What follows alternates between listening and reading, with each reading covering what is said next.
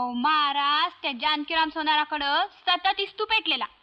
असं पण देईल का तो? देत असेल तर आणि एखादा निखारा मागून जा, त्याच्याकडे निखारा मागून आण. आत्ता आणतो. सोनार दादा, महाराजांना चिलीम पेटवायला इस्तू दे जरा. देणार नाही. तुमच्या महाराजांना मी मानत नाही. शेण थापून बैल म्हणणारा तो बोकड नुसता खाऊन खाऊन माजलाय. जा, चालते ना. महाराजांनी असं म्हणू नका. का? शाप देतील ते आणि मग तुमची डेअरी फुटेल.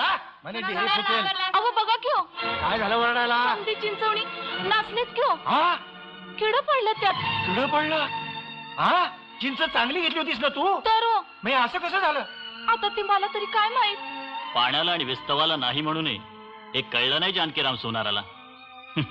बर बाळ, ती वाळलेली काटकी घे आणि लाव चिलमीला. लाव.